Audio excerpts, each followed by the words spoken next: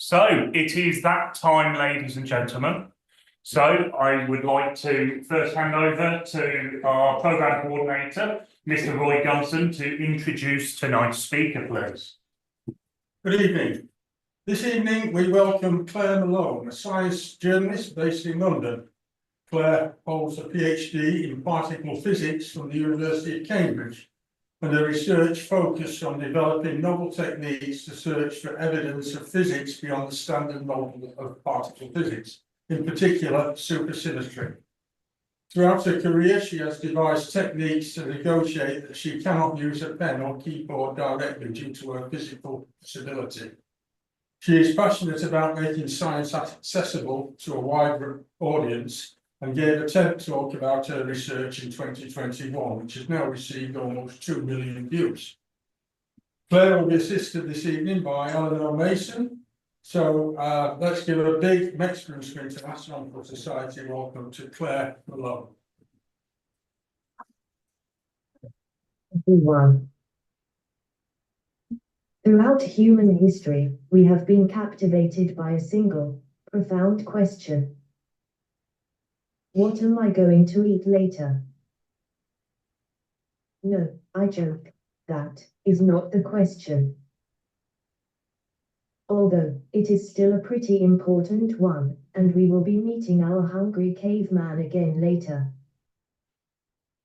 The question is, what is the universe made of, and how does it work, at its most fundamental level? Thousands of years ago, philosophers speculated that everything was composed of indivisible units, called atoms. Today, we know that even those atoms are made of smaller particles, so tiny, they almost defy the imagination. To give you an idea of exactly how tiny these are, the proton, one of the main particles that we are going to discuss a little later, is approximately 50 billion times smaller than the width of a human hair. To explore these subatomic realms, we need a machine that can investigate the properties of particles, a particle detector. And there is perhaps no better example than the Atlas detector at CERN. The sheer scale of Atlas is breathtaking. It is the largest particle detector ever constructed, and is one of the 4 main experiments at CERN's Large Hadron Collider. Measuring a staggering 46 meters in length, and 25 meters in diameter, Atlas is roughly the size of a 6-story building, and weighs as much as the Eiffel Tower.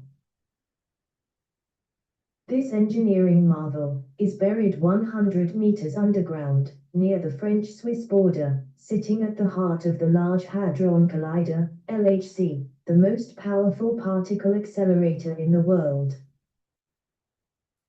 At the LHC, our friends the protons are accelerated to nearly the speed of light before colliding head-on in the center of the detector. These collisions create an explosion of subatomic particles, some of which exist for only a fraction of a second, before decaying into other particles. The challenge for Atlas is to track and identify each individual particle amidst the chaos of the collision event. But why do we need such a colossal machine to study the smallest particles in existence?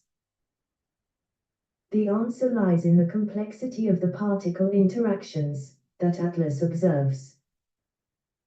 Let's begin with recapping what we have already found out about the universe in terms of fundamental particles, from experiments such as Atlas, so far. The behavior of the fundamental particles is described by the Standard Model of Particle Physics, SM for short. In the SM, particles are divided into 2 categories: matter particles, known as fermions, and force-carrying particles called bosons, which dictate how the fermions interact with each other. Fermions are further divided into quarks and leptons, and are arranged in 3 groups called generations, depending on the mass of the particle. So, as shown on the slide, on the left-hand side of the diagram, the first generation consists of the up quark, down quark, electron, and electron neutrino. Some of these particles you may be familiar with. Protons, which can be found in the nuclei of atoms, along with neutrons, are comprised of up and down quarks. The nuclei of atoms are orbited by electrons, which play an essential role in many physical phenomena, such as electricity, magnetism, and chemical bonds.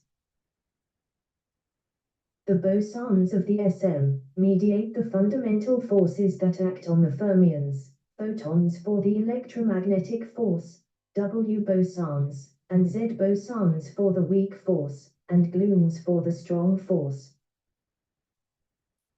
Gluons are, of course, not to be confused with the warlike, humanoid, alien species from Star Trek. The electromagnetic force governs the interactions between electrically charged particles, and is responsible for all electromagnetic radiation. Meanwhile, the weak force can transform one lepton or quark into another, provided it is in the same generation. This is the force responsible for radioactive decay. The strong force is responsible for transformations between different quarks, and is the force that holds protons and neutrons together. The standard model has even been visualized as soft toys, with a different form for each of the particles, so you can collect your favorites. On screen you can see the top quark, which is my favorite because I spent most of my PhD research concerned with studying its properties, to search for evidence of, as yet, undiscovered particles. The top quark has an important role in the world of particle physics, because of how much its behavior can tell us about another particle that's even more famous, the Higgs boson. Some of you might have heard of the Higgs boson, and for good reason. Even though its existence was predicted in 1964, until its discovery in 2012, this elusive particle was the missing piece of the SM. The Higgs boson developed its reputation as a celebrity particle, because its detection was greatly anticipated throughout the particle physics community, to verify that the SM was an accurate model of particle physics. Finding the Higgs was crucial, because it provides the mechanism that gives mass to all the other particles in the universe, whether they like it or not. Picture a universe where particles could zip around without mass. It would be chaos, and we'd have no planets, stars, or life as we know it. By the summer of 2012, all the particles predicted by the standard model had been observed. After years of searching and expectation, data from CERN's two largest experiments, ATLAS and CMS, began to show promising signs that the Higgs was within reach. Yet, despite the growing excitement, no official confirmation had been made. That is, until whispers began to spread across the scientific community, an announcement was coming. The date was set, the 4th of July, 2012. Imagine the scene, hundreds of scientists, engineers, and students, all buzzing with excitement for a discovery, decades in the making. On the night before, eager students began queuing outside CERN's main auditorium, some even camping out by the doors, in hopes of securing one of the few coveted seats for the upcoming seminar. Everyone knew that something monumental was about to happen. On the morning of the 4th of July, CERN's usually quiet atmosphere was alive with energy and anticipation. The queues stretched around corners, winding through CERN's corridors, and spilling into overflow rooms.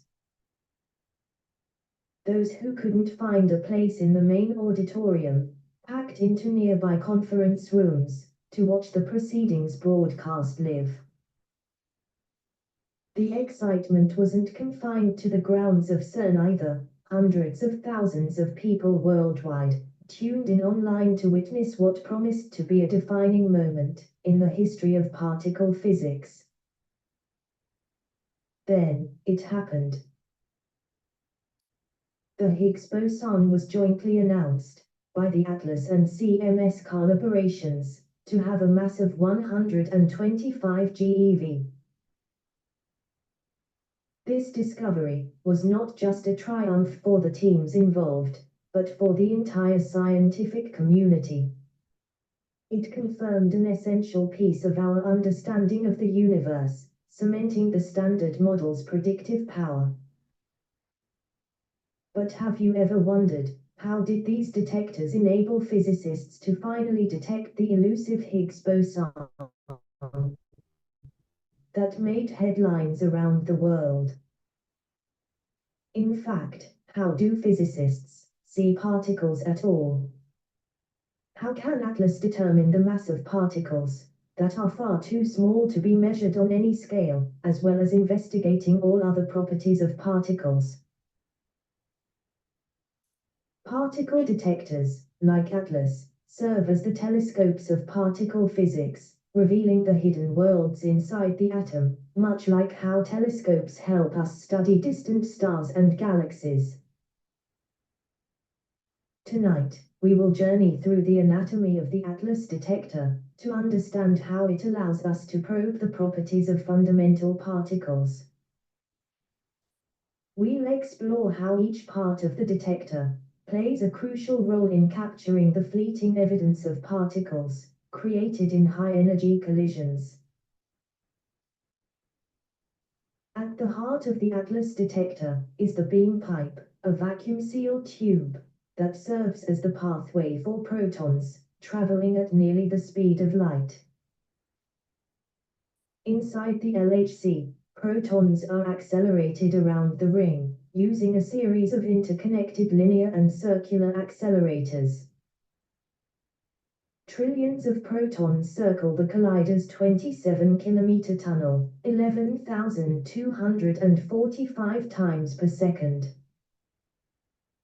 Once they reach the maximum speed that one part of the accelerator chain can achieve, they are shot into the next, until they collide with enormous energy, at the very center of the ATLAS detector. Their trajectories around the circular accelerators are controlled by very powerful magnets, asserting the electromagnetic force on the protons. Without any other force involved, the momentum of the protons would carry them in a straight line. These collisions unleash a burst of energy, creating a cascade of new particles.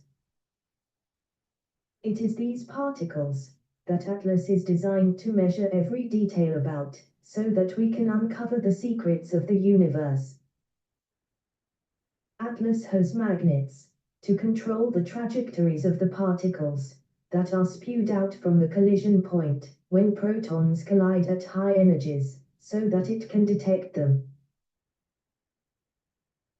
There are two shapes of magnets in ATLAS, each with a specific purpose.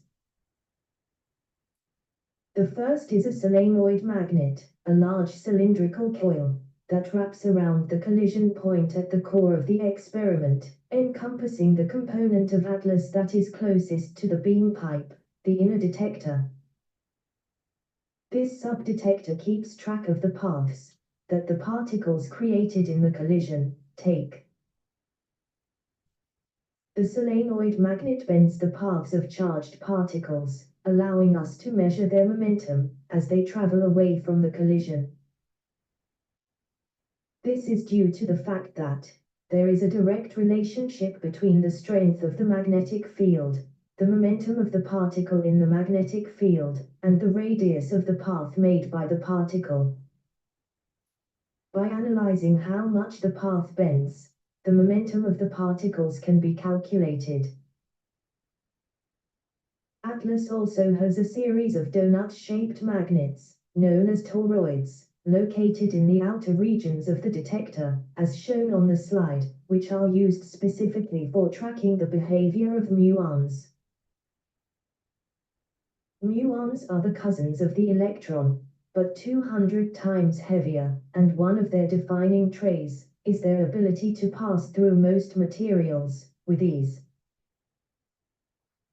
Because of this, they can escape from the central parts of the detector without leaving a signature or detectable path, requiring a specially designed system to measure them. That's where the muon spectrometers, positioned around the outer circumference of Atlas, come in. These detectors are specifically tailored to capture and measure the properties of muons.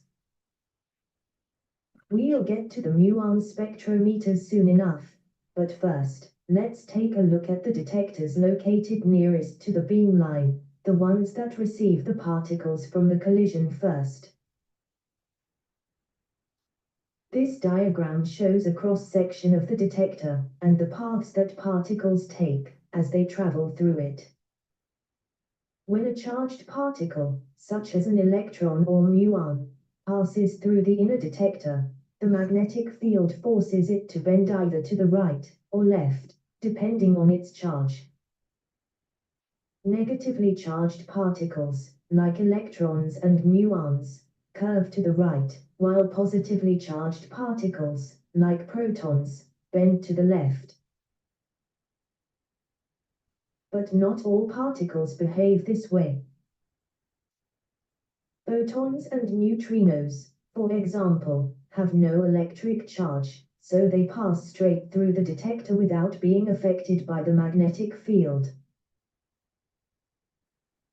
This lack of bending helps the inner detector distinguish between neutral and charged particles.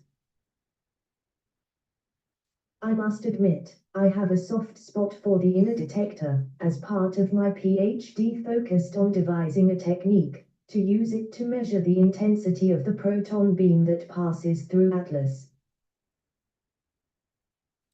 The inner detector is composed of several subdetectors: the pixel detector, the semiconductor tracker, and the transition radiation tracker. The pixel detector, located closest to the collision point, is an array of highly sensitive silicon detectors, forming the first layer in Atlas's particle tracking system. It consists of 4 layers of silicon pixels, with each individual pixel smaller than a grain of sand. As charged particles shoot out from the collision point, they leave behind small energy deposits in the pixel detector. Each of its millions of tiny sensors acts like a pixel in a camera, capturing the precise location where a particle passed through. The result is a highly detailed image of the collision, with a resolution as fine as 10 microns, much smaller than the width of a human hair. This remarkable precision is essential for tracking particles, especially those that decay almost instantly after the collision. Like all detectors at the LHC, the pixel detector undergoes regular maintenance and upgrades to ensure it can provide the best possible particle tracking. These maintenance periods are crucial because, despite being designed to withstand high radiation environments, the intense energy from repeated collisions eventually causes wear and tear on the detector systems. During one of these scheduled breaks, when protons are no longer accelerated through the beam pipe, the innermost of the 4 layers of silicon pixels, called the insertable B layer, was added as an extra layer, just 3.3 centimeters from the collision point. This upgrade greatly improved the precision of particle tracking, for particles that decay soon after the collision, especially particles that contain a bottom, or beak rock, hence the name. The insert A-B layer boosts Atlas's capability to pinpoint particle trajectories with even greater accuracy, helping to enhance the detector's overall performance. Next, the semiconductor tracker adds an additional layer of detection. With its 6 million microstrips of silicon sensors, the semiconductor tracker continues tracking particles as they move further away from the collision. With its 6 million microstrips of silicon sensors, the semiconductor tracker continues tracking particles as they move further away from the collision point. These microstrip sensors can be thought of as a tiny wire that picks up a signal when a charged particle interacts with the silicon, allowing the detector to record the exact location where the particle passed through.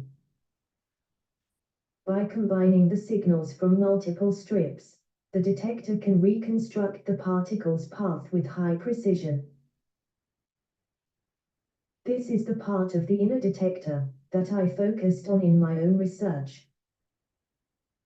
I developed a technique using the particle tracks recorded by the semiconductor tracker to measure the intensity of the proton beam that the LHC delivers to Atlas. The number of particle tracks captured by the semiconductor tracker is directly proportional to the number of protons in the beam. Particle physicists refer to the proton intensity as the luminosity of the experiment. It is a very important measurement, as it tells us how many protons per second are entering the collision, so its accuracy underpins the success of all other measurements. Atlas uses a variety of techniques to monitor the number of protons it receives from the LHC, both by using dedicated luminosity recording devices situated along the beam pipe, and by using data from other parts of the detector, such as the semiconductor tracker. It's a little like reading multiple books on a subject. By gathering data from different sources, we get a much clearer and more reliable understanding of what's really happening in the proton beam.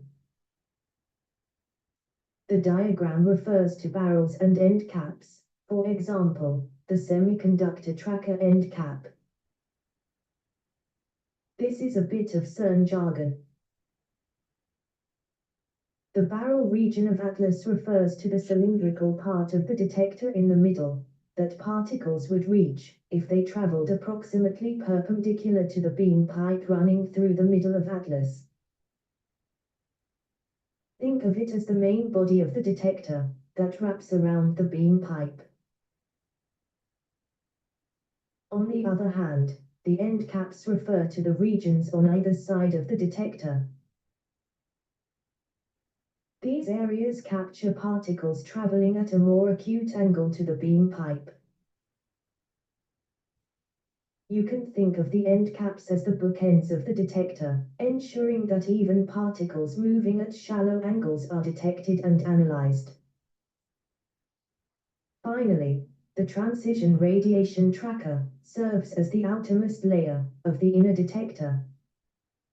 Its unique design uses 300,000 gas-filled tubes, called straws, each just 4 mm in diameter, with a very thin gold-plated tungsten wire running through the center.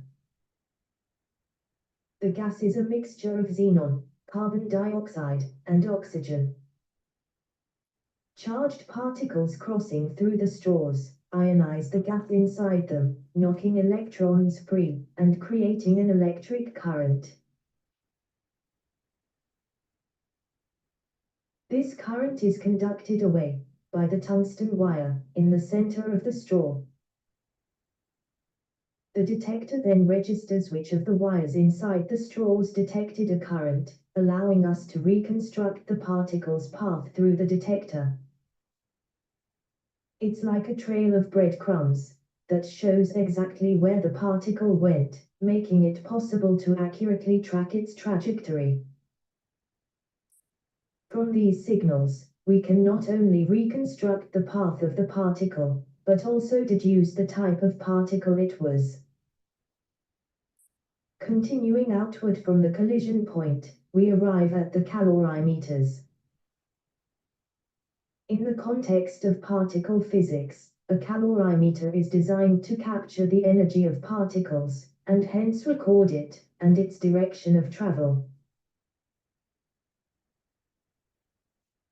This is achieved by measuring the particle cascades created when high-energy particles interact with the material of the calorimeter, to induce electromagnetic or hadronic showers, the latter of which contains particles like quarks, protons, and neutrons. The diagram shows what would happen in a shower if the incoming particle was an electron, labeled E-. On reaching the electronic calorimeter, the electron loses energy, a photon, denoted by the Greek symbol gamma. The photon continues its journey through the calorimeter and subsequently decays into another electron and its antiparticle, a positron. Meanwhile, the electron in the top part of the diagram repeats the process of losing more energy as another photon. This process repeats itself to create the electronic shower until all of the particles have lost all their energy to the detector. These showers are converted into electrical signals to allow ATLAS to deduce the properties of the original particle. As the cross-section of ATLAS shows, the first calorimeter that particles encounter after passing the inner detector is the electromagnetic calorimeter, followed by the hadronic calorimeter. The electromagnetic calorimeter is made up of alternating layers of absorbing, high-density metal, either tungsten, copper or lead, that absorb incoming particles.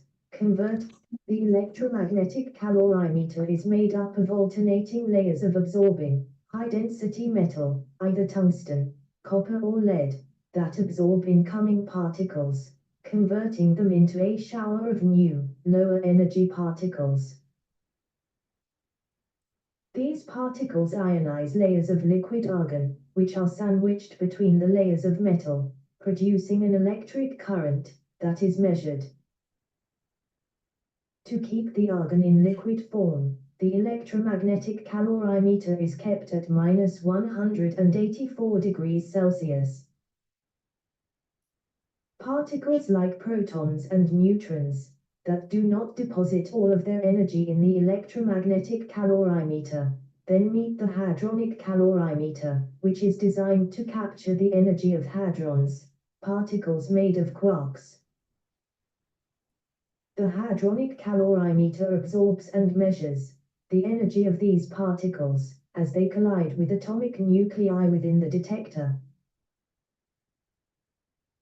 The hadronic calorimeter in ATLAS is made up of alternating layers of steel and plastic scintillating tiles. A scintillator is a material that, when a particle passes through, the molecules within it are excited, that is, given additional energy. Then, as those molecules decay back to their original energy, they emit light, typically in the ultraviolet range. As particles hit the layers of metal in the hadronic calorimeter, they generate a cascade of new particles. The scintillating plastic tiles then convert this particle shower into photons, which are subsequently transformed into an electric signal. The strength of this signal is directly proportional to the energy of the original particle. This is similar to how we saw a shower from an electron build up. This allows the hadronic calorimeter to measure the energy deposited by hadrons with great precision.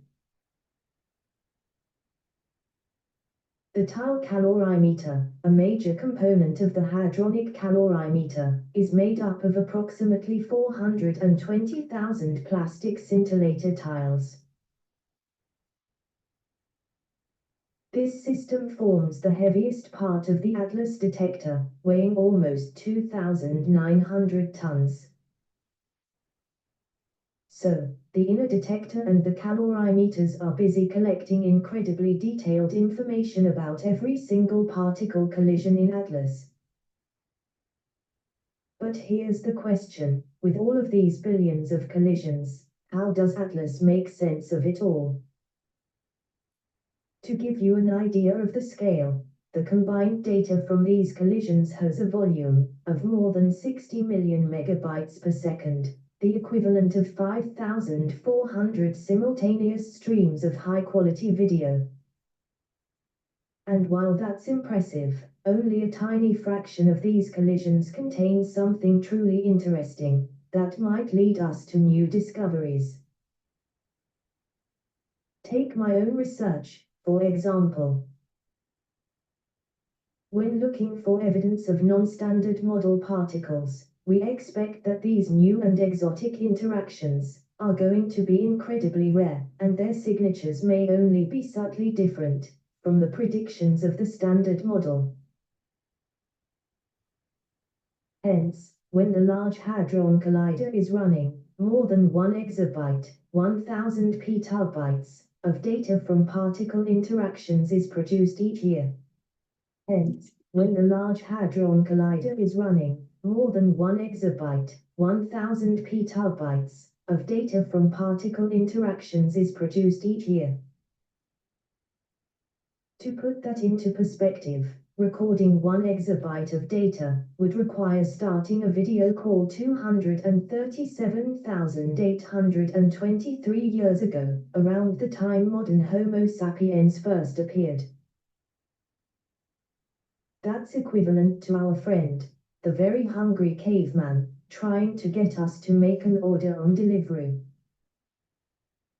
Now, I know some of my friends like to waffle on, but even that is pushing it.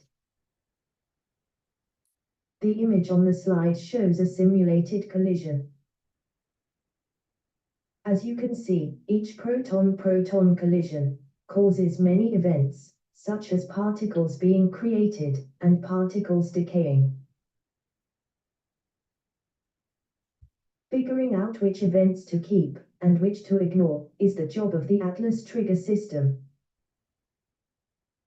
This system is designed to reduce the overwhelming data flow to manageable levels, selecting only the events with distinguishing features that are likely to contain something interesting for further analysis.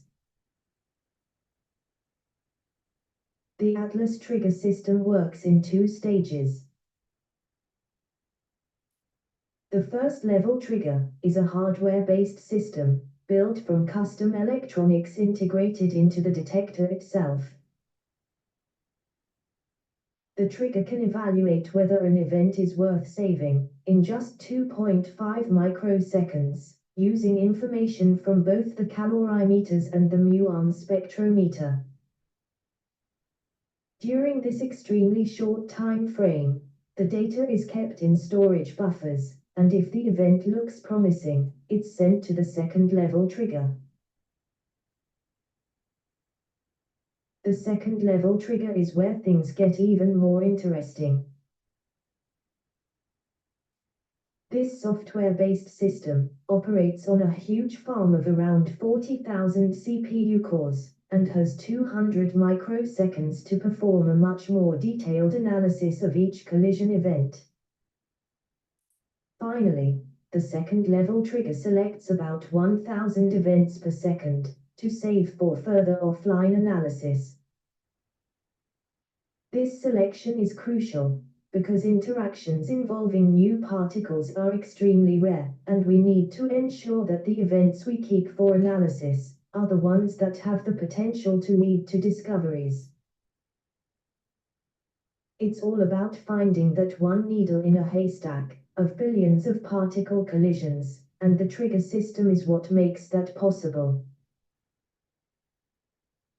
Returning to discussing the motions of particles through the detector that create this vast quantity of data, it's important to note that not all particles are stopped by the calorimeters. The particles that escape are mainly muons and neutrinos. Neutrinos interact so weakly with matter that they pass through the detector almost unregistered. Meanwhile, muons, though more interacting than neutrinos, are particularly good at penetrating the majority of the detector material. Their momentum is eventually measured and recorded at the outer edge of the ATLAS detector, where the muon spectrometer operates. The muon spectrometer is designed to track those runaway muons with incredible precision. Since muons are charged particles, their paths are bent by the powerful magnetic fields generated by the donut-shaped toroid magnets surrounding them. As we have seen with other charged particles, by analyzing the degree of this bending, the muon spectrometer can calculate the momentum of each muon. One of the technologies developed for ATLAS to accomplish the precise measurement of muons is a device called a monitored drift tube, composed of 3 centimeters wide aluminium tubes filled with a mixture of argon and carbon dioxide gas. There are over 380,000 aluminium tubes stacked in multiple layers, providing a detailed and precise trajectory of each muon as it passes through the detector. Monitored drift tubes are used in the barrel region of the muon spectrometer, and are located between and around the 8 coils of the superconducting barrel toroid magnet. The muon spectrometer, like other subdetectors in ATLAS, also underwent upgrades during the last shutdown. Prior to the upgrades, the end cap regions of the muon spectrometer were increasingly unable to distinguish real muons from other particles, due to background noise, as the luminosity of the collisions has increased since the detector started operating. This is so that more particle collisions can be produced every second, hence increasing our chances of observing a rare event. To address this, the innermost part of the muon spectrometer's end cap system was upgraded. The original components were replaced by a new set of detectors, called the new small wheels, which offer faster and more precise tracking to help differentiate real muons from background particles. One of the main technologies that the new small wheels use is small strip-thin gap chambers, consisting of parallel 50 micrometer wires in a gas mixture.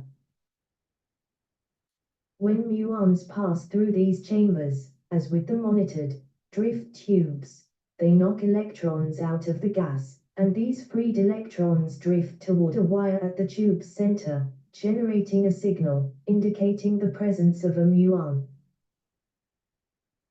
These precision detectors can pinpoint the position of a muon to within 1/10 of a millimeter, which is critical for accurate particle identification and momentum measurement.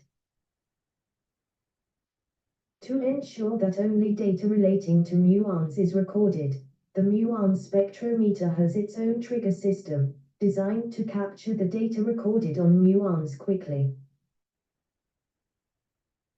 This trigger system can deliver information on muon tracks within just a few tens of nanoseconds after the muon has passed through the detector, ensuring that the data from high-energy collisions is captured and processed efficiently. The creation of the many bespoke components within ATLAS demonstrates the huge amount of research and development that is required to construct and operate such a sophisticated particle detector. This R&D also drives advances in other fields, such as medical physics. For example, inspired by Atlas technology, a team has created an advanced multi-electrode array that can simultaneously record the neural activity of hundreds of retinal output cells in the eyes. Researchers are now applying this technology to retinal prosthesis studies. To give another example, technology developed by Atlas engineers is being applied to detect gas leaks using ultrasonic pulses. Researchers are now looking to potentially use such technology in the control of the composition of anesthetic gases, such as xenon and oxygen, in real time, a mixing procedure which usually requires two separate analysis techniques. So, we have followed the paths of the standard model particles through the layers of the Atlas detector, to understand how this unique machine helps us probe the universe at its most fundamental level. Now, we've come to the outer edge of the detector. But there is still one particle left, the neutrino. After all the layers, the beam pipe, the tracking systems, the energy-absorbing calorimeters, and even the muon spectrometer, neutrinos are the only particles that manage to escape detection entirely. Unlike other particles, neutrinos are almost impossible to capture, because they barely interact with anything. In the standard model, neutrinos are unique, because they don't interact through the electromagnetic force or the strong nuclear force, the forces that make it possible to detect most other particles. Instead, neutrinos only interact through the weak nuclear force, which means that as they pass through the detector, they don't leave any trace behind. They slip through the entire experiment as if nothing were there, completely unaffected by the materials and magnetic fields that capture and measure other particles. Because of this, we can't directly see neutrinos in the detector. Instead, we infer their presence by looking at what's missing. When the energy, or momentum, from a collision doesn't quite add up, it's often because a neutrino has escaped without leaving a trace. By deducing the neutrino's presence in this way, Atlas allows us to study all the particle interactions in the standard model, in incredible detail. Of course, understanding the standard model is only the beginning. The SM provides us with a remarkably coherent description of the known particles in the universe, and with the discovery of the Higgs boson, we have measured every particle it predicts. So, you might wonder, is particle physics now just about fine-tuning our measurements and comparing them with theory? Absolutely not. The reality is that the standard model, despite its successes, does not give us a complete picture of the universe.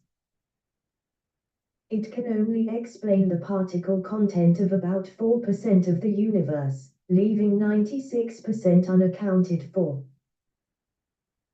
We know this because the observed rotational velocities of galaxies suggest that their total mass far exceeds what can be explained by visible matter alone. This missing mass, called dark matter, is thought to make up around 23% of the universe's energy-matter density, but the standard model does not include a dark matter particle. Then there's the even bigger puzzle of dark energy, which makes up about 72% of the universe. The unexpected discovery that the universe's expansion is accelerating, instead of slowing down due to gravitational attraction, points to an unknown force acting against gravity on a cosmic scale, which physicists label dark energy. The standard model does not provide an explanation of what could be causing this force. One of the main goals of ATLAS, and the other experiments at the Large Hadron Collider, is to extend our understanding beyond the standard model and address some of the universe's most profound mysteries. After the years of effort that international teams of scientists have put into designing and operating such sophisticated experiments, some people might see these unanswered questions as reasons to lose hope of ever fully understanding the building blocks of the cosmos.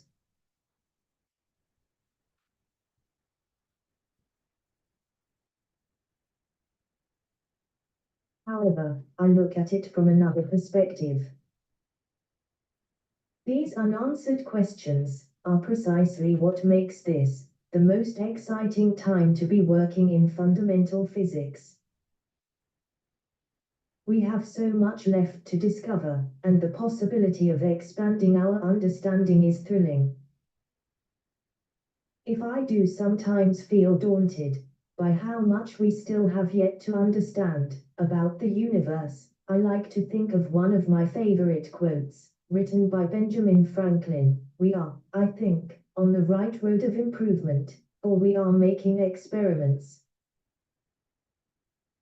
Our experiments at the LHC are on the road towards discovery, pushing the boundaries of what we know about the universe. After all, the point of science, I think, is to provide a dependable method to explore the unknown. Thank you for listening. Thank you very, very much, Dr. Malone, for that presentation. I know I, for one, thoroughly enjoyed it. I've had the opportunity to go over and actually be in the Atlas control room, so it's actually really nice to bring all of that together as well to explain some of the other things I've seen. So this is the part of the evening whereby we ask for questions, unless we have thoroughly been blown away. We do have questions internally, so just before that, could I ask you to stop sharing your screen, and I will put us back into gallery mode, and as people do ask questions, feel free to turn your microphone and everything back on, but we do have a question. Yeah, that's fine. I can certainly put the chat up so you can respond back. There we go. So we can see that internally, and for everyone at home, just open your chat window and you'll be able to see some of the responses. So we have a question in the room already. Thank you, Dr. Malone. A question about the top quark and its detection. I think you mentioned that the closest detector to the impact is 3.5 centimeters. I did a very quick calculation, so please forgive me if it's wrong. Light would take 1.2 times 10 to the minus 10 seconds, but the top quark only exists for 5 times 10 to the minus 25 seconds. So how can you detect that, because the detector is too far away? Well, we know it's the top quark itself. We detect the particles it decays into 98% of the time. It decays into a big quark, and the W boson and big quarks have very distinctive signatures in the detector.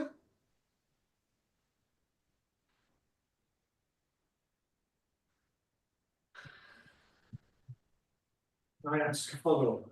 No. Yeah, of course you can. Of course you can ask a follow-up The question. follow-up to that, Dr. Malone, is how do you differentiate between those decay products and products that are directly from the collisions?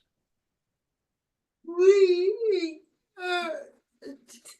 what we call the component of the decay.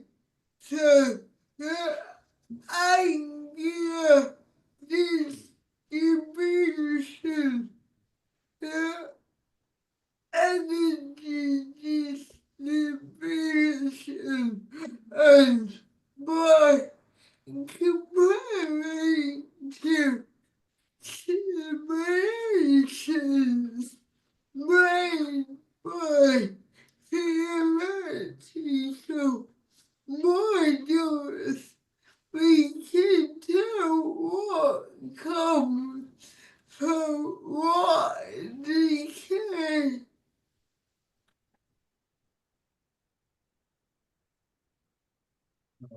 Okay, thank you. It's far more complicated than I'd hoped. Yeah, well, it is. Never more complicated than you were thinking. Yeah, Well, hoping. And you wonder why people study this field, do you? mind blowing.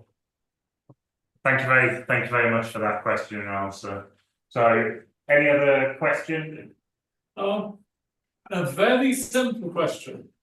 How often would a measurement be made? Is it once a day, once a week? How often does an experiment take place in general? Just a one period. I didn't quite hear what event.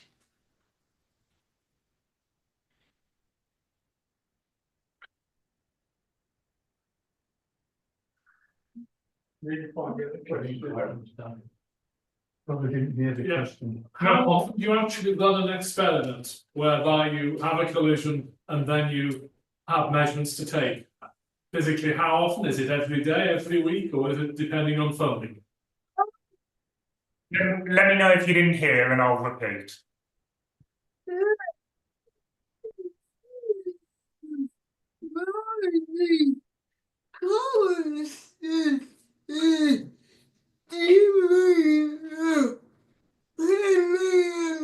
Of day which is about 8 or 9 months a year. It is shut down for maintenance and upgrades. And in that time, different kinds of experiments happening most of the time. As I said, they can't protons, but about the quarter of the time they create nuclear.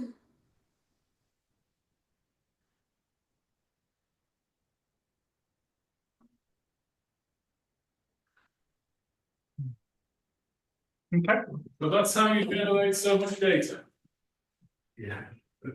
Yeah, so I did a quick calculation and I think you said it was 60 million megabytes a second, which I think equates to somewhere in the region of about 60 terabytes a second worth of transient data.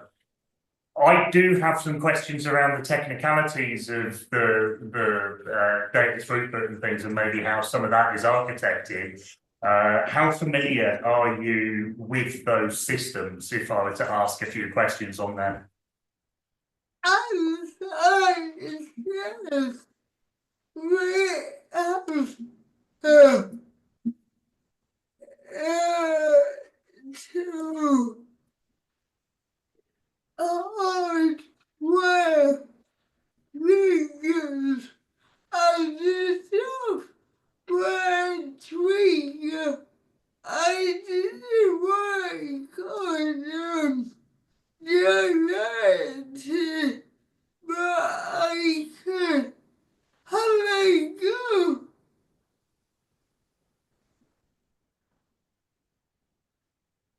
Okay, no problems. So, I mean, I'm interested in this field because it's basically what I work in. So, on the software detectors, you said that those software detectors run on, I think you said it is 40,000 cores, which isn't, I mean, it's a high number, but with these days architectures, it's not a huge number of physical systems. Is that within its own sort of sector? So is that within its own cluster? I no other workloads work on that. That is purely detecting events as part of the trigger before it moves that data onto the secondary trigger. Yes, there is no for that particular trigger.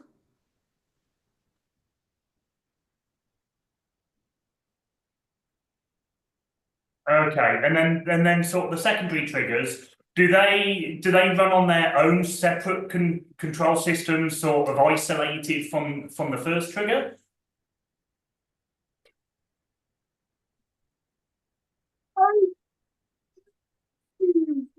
So, yes.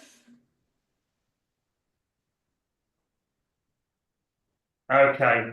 And in terms of, obviously, there's a lot of data coming in which then gets further processed. And I know some of it does get further processed at CERN, some of it, it gets touched and tidied up and then sent centrally or sort of all over the world for secondary, tertiary analysis and things.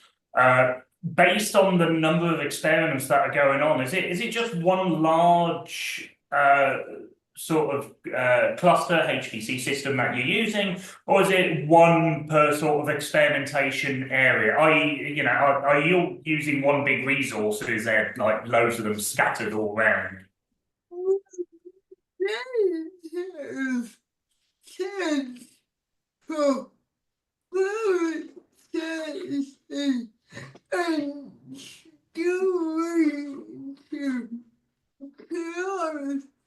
this around the world, mainly at the research institutions that are part of the actors collaboration, and it would be similar for the other experiments and CERN, like CMS.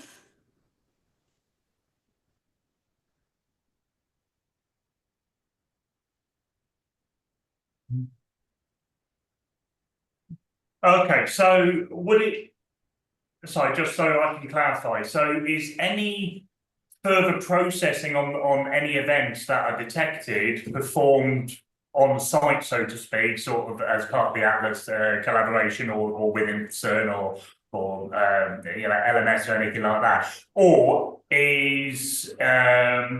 are the detectors and the hardware there purely to detect events and then send that data, basically trigger several triggers, isolate the events, and then send them off remotely for further processing, i.e. it's collection only, and then distributed?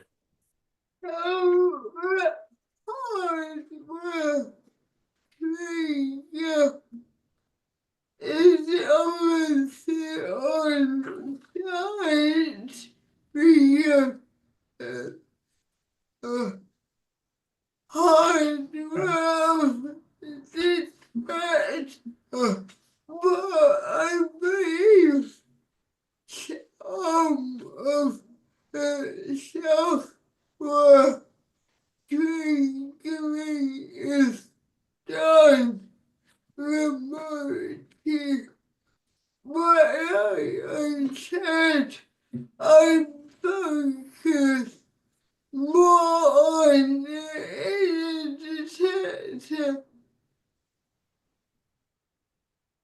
and top Yeah, that's not a problem. Whilst I've got someone I can pick their brain on directly, I'd be a fool not to take the opportunity. Please,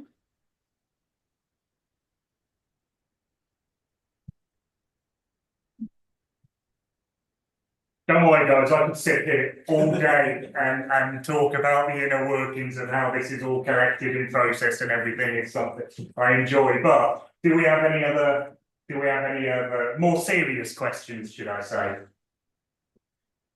Tony. Well, thank you very much for the talk. I was interested when you were saying that there are software calculations done between the different triggers. I presume that's trying to filter the data for the object that you're trying to detect. If you're trying to detect a new object, how do you design your triggers? you're thinking closer to what do you possess is kind of divided into experiment, experiment, and very so yes, we are trying to look for a new type of symmetry, which is a very you might have heard of from various words, but no correct how the particles would be distributed and how they would show up in the detector and then experiments with design triggers that would pay out those distributions. That's very wrong of expectation and also steps that you need to do to achieve that.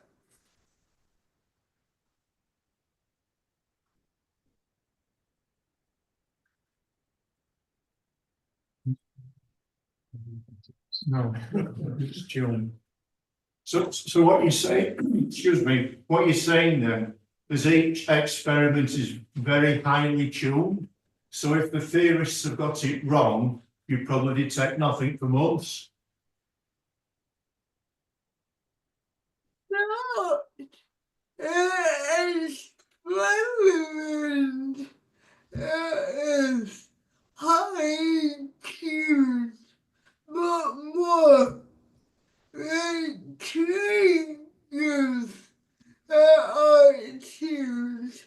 I just each individual all kinds of particle treatments, but if I am specializing in a particular type of symmetry, I would use a particular trigger to filter all my data, but someone looking for, say, decades of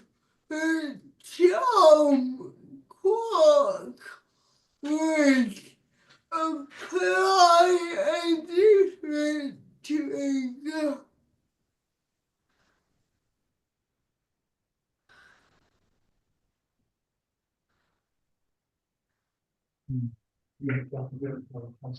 Yeah, So, change the filter wheel. yeah, I do have a follow-up on this whilst we're Okay. just talking about, and thank you, Tony. Whilst we're talking about triggers and the tuning would be applied to the triggers, not necessarily to the experimentation because of the particles that are being looked at. With this new age of, and I'm going to say it, new age of AI, just how much is this being utilised on these triggers? Because you can obviously design sort of more elaborative neural networking to sort of have more. I hate using this terminology because it doesn't think for itself. I disagree with that. It's only as smart as the programmer. But how can it sort of make those, can it make those decision points and determine, for example, if you were looking for a particular particle, would it find something that's similar or something that's interested, and are you using AI? I think it's a bit of a split question there. Is AI being used for triggering, and are we utilising it, or are the people utilising it to its full extent, I suppose?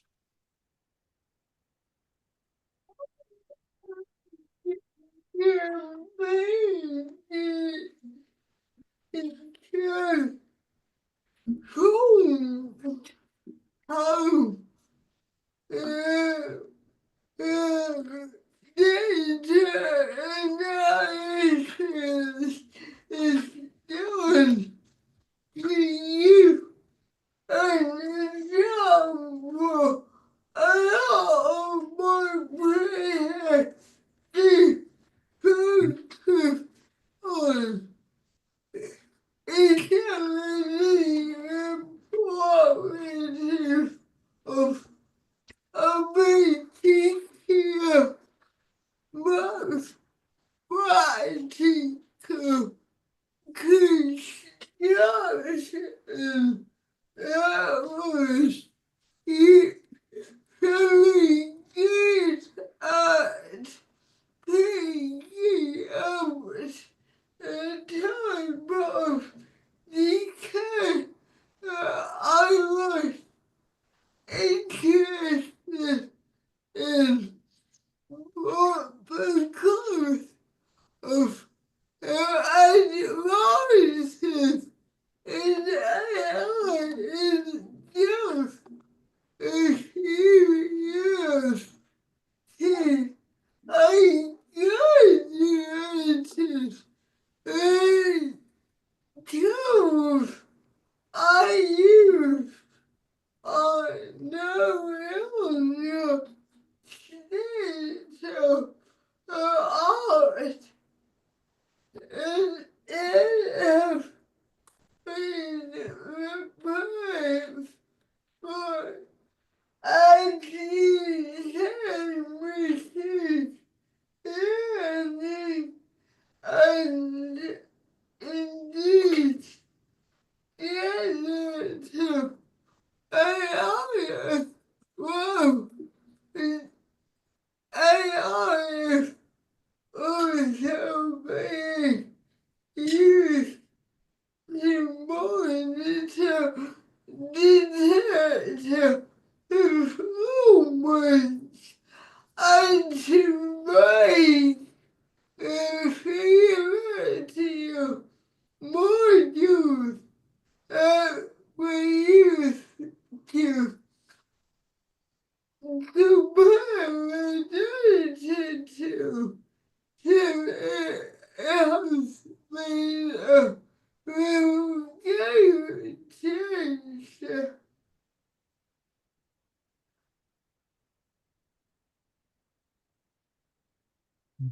Yeah, it really is phenomenal, especially in the era that we're getting into, which is this generative AI. So for people who don't understand, It's obviously split into sort of big data analytics, then AI, machine learning, and we're now in the period of something called generative AI.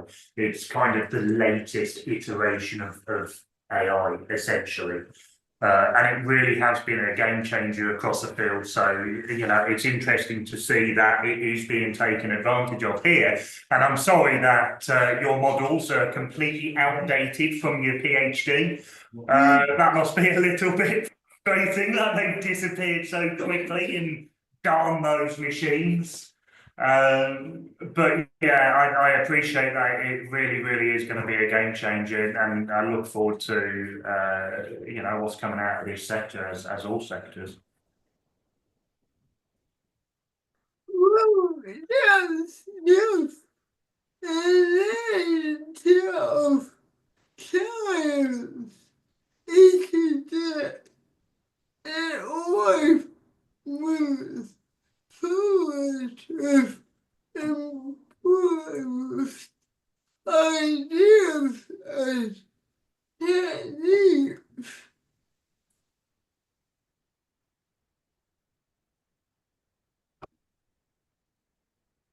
Yeah, so long as they don't take over the world with Skynet and everything, we're good though. Indeed. If you get to put sci-fi references in your talk, I get to reference them now. I did get a few of them, they did make me chuckle.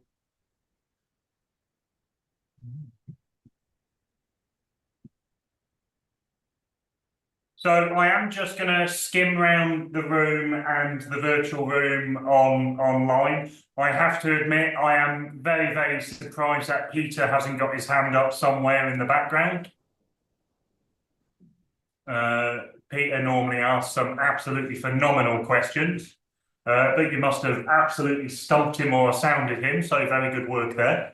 Well, thank you to Loz for that, assuming you're referring to me. No, I'm blown away, and the detail and the interest in Dr. Malone's talk was absolutely amazing, and I thank her and Eleanor, is it, for making it all so understandable.